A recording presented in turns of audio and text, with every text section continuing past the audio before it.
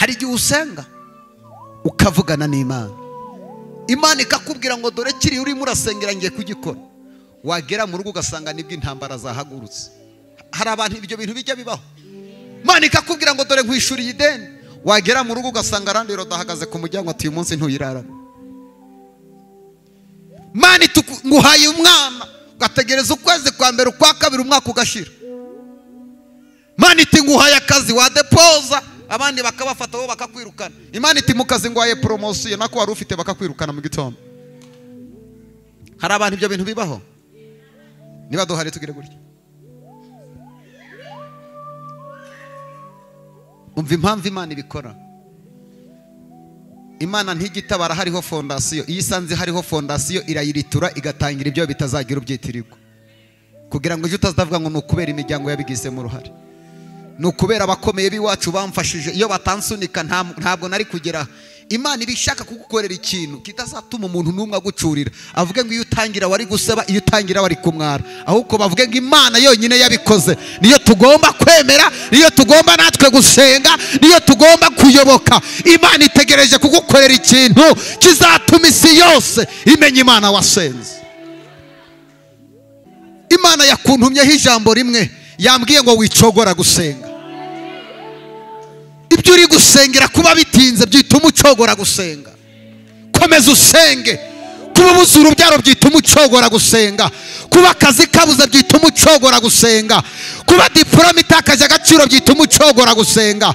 Bizagusanga mu nzu urimo urasenga. Komeza urugendo rw'amasengesho. Abarozi bakura gukomeze gusenga.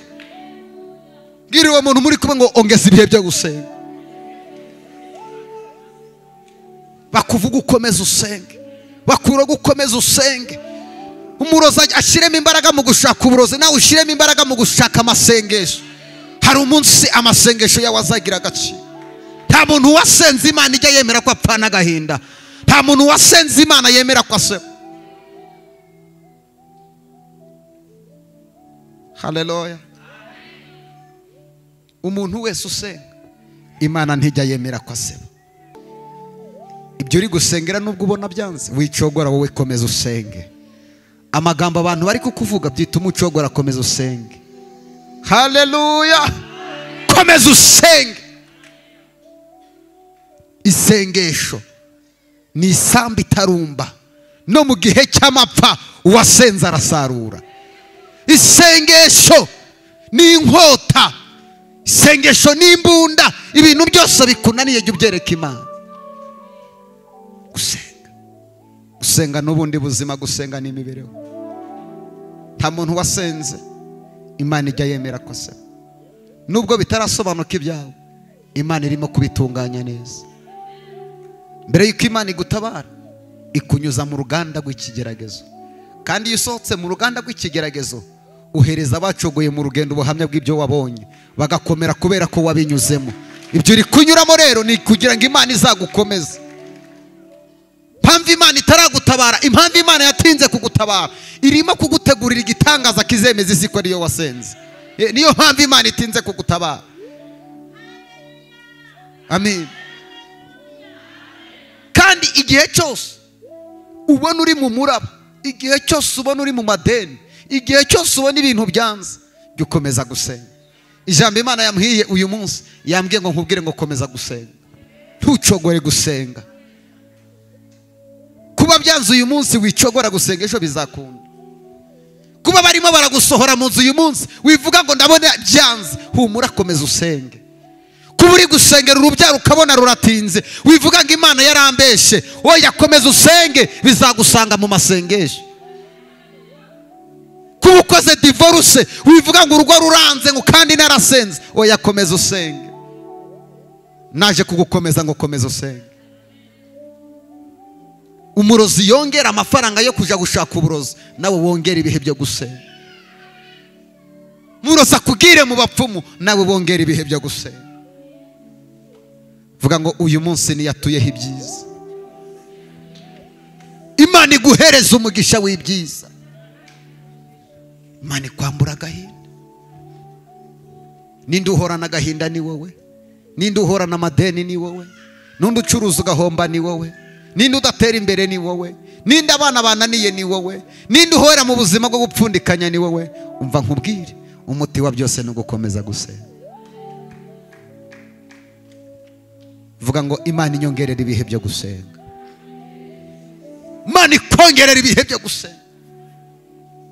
Mu gihe maze senga, reka mbabwire, ntuzigere na rimwe umanika amaboko igihe cyose utarasenga Imana ngo ishyireho akadomo ikubwire ngo ntibishoboka. Igihe cyose ugisenga Imana ikakubwira ngo ihagararanye nawe, ntuzamanikira amaboko umwanzi wawe. Igihe cyose ugipfukama Imana ikakubwira ngo izaguha umwana, ntuzacogore, uzakomeze usenge, bazaguterera inda mu gusenga. Igihe cyose bagusohoye mu nzu ntuzavuge ngo Mana ndakuretse urantaye, hari igitondo Imana izakanda kuri buto nawe ugatabara. Reba uwo muntu mu maso umubwire ngo amasengesho ndabona agiye kugutabara. Amasengesho cyaturusha abapagani ni amasengesho, cyaturusha abanzi bacu ni amasengesho.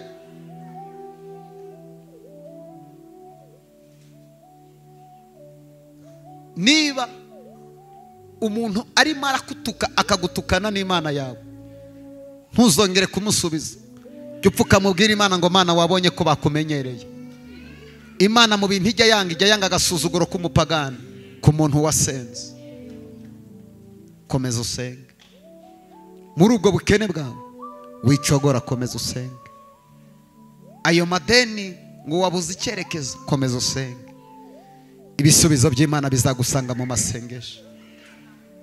Hari ikintu mutazi, hari igihe usenga ukavugana n'Imana, Imana ikakubwira ngo dore kiri urimo urasengera ngiye kugikora. Wagera mu rugo ugasanga nibwo intambara zahagurutse. Hari abantu ibyo bintu bijya bibaho. Imana ikakubwira ngo dore nkwishuriye ideni, wagera mu rugo ugasanga arandi rodahagaze ku muryango ati uyu munsi ntuyirarana.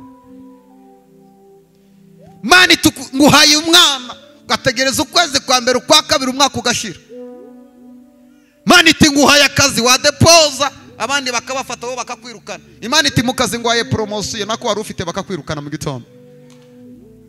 Hari abantu ibyo bintu bibaho. Niba duhari tugire gutya.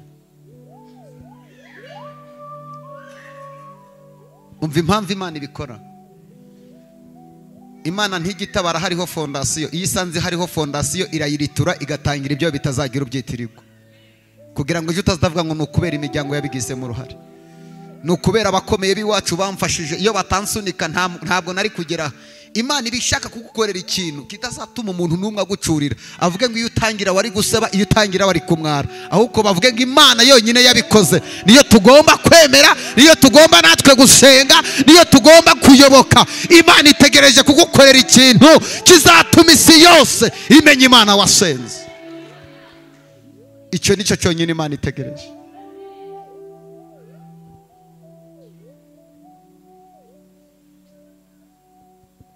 Nakoreye Imana ndi mu bibazo, ngera n'igihe ndavuga ngo narayobye, ntabwo ari Imana nkorera.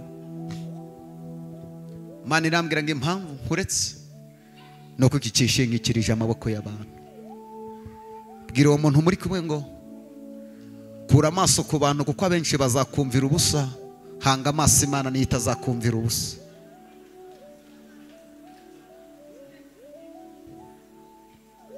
Abantu benshi iyo bakubonye ishyari rirabuzura, ariko Yesu yakubonye imbabazi ziramwuzura. Yesu niwe utakira ntakumvira ubusa, abandi urabatakira bakakubunza muri ibintu by'Imana bipfunyitse mu gihe. Reka mbabwire, umuntu wese Imana izagira ukomeye ibanza kumunyuza mu bikomere, agakomereka, Imana ikamukamuramo amasereka n'imiteto, kugira ngo Imana nimugirira neza ajya aribuka banyuza hasi. Bwira uwo muntu muri kwe ngo Imana irimo kukuremera ubuhamya. Imana irimo irakuremera ubuhamya muri ibyo bibazo byawe. Imana irimo irakuremera ubuhamya. Reka abantu bagukureho amaboko, reka abantu bananirwe kugufasha, wikwitotomba. Igihe cyose Imana itakugiriye imbabazi, nta muntu wakugirira imbabazi. Muririmbyi yaravuze ngo abiringira abantu barabahemukira, ngo bakomeza kubahanga amaso bakabakoza isoni, ngo ariko Yesu we ntabwo ajya ahemuka. ndashimira Imana ko itagihemuka, ndashimira Imana ko itagimwaza. Abantu bakumwaza ariko Imana ntiyakumwaza, abantu bakumvira ubusa Imana ntiyakumvira ubusa, abantu baguha ibintu bakabigucurira Imana niyiguhereza ibintu ntigucurire. Komeza usenge ibyo Imana bizagusanga mu masengesho. Bwira umuntu muri Kongo ntibongere gucogora.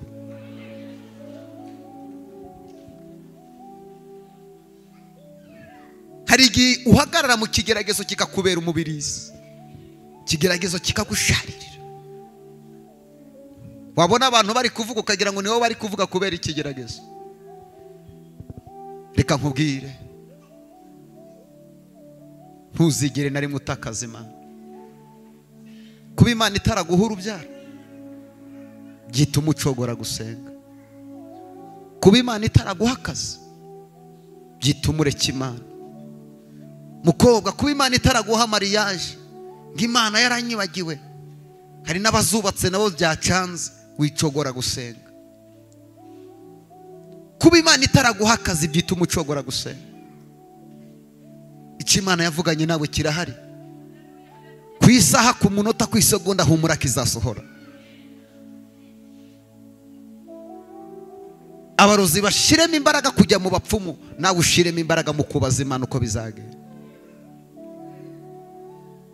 Mbwira uwo muntu muri kwe ngo uyu mujyi uzawubamo kubera gusenga. Uyu mujyi uzawubamo kubera gusenga. Karitsiye utuyemo uzayibamo kubera gusenga. Hari abantu bajya bantangaza, nta mafaranga, nta mashuri, nta modoka nziza, nta nzu nziza, nta n'amasengesho, ubaye hute.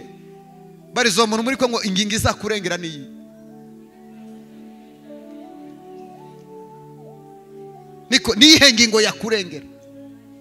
Nta mana utunze, nta mafaranga utunze, nta mashuri, ngo wenda uzabona akazi abantu bakubaye. Reka mbabwire, ndabinginze uyu mugoroba, mwihatire mu Mana, mwihatire mu Mana.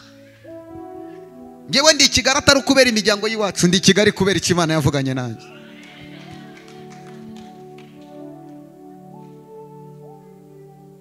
Imana ntizakumvira ubusa, ariko abantu bazakumvira ubusa. Reka nguhereze password yo gusohoka mu kibazo. Ntuzigere na rimwe wongera gutakira umuntu agahinda kawe, kuko utakira mu gitondo niwe ugukomeretsa. Gupfuka mutakira Imana, Imana ntizaguteza abantu. Umuntu uzamuganyira guteza abantu, ariko Imana uzayiganyira ikwamurureho abantu.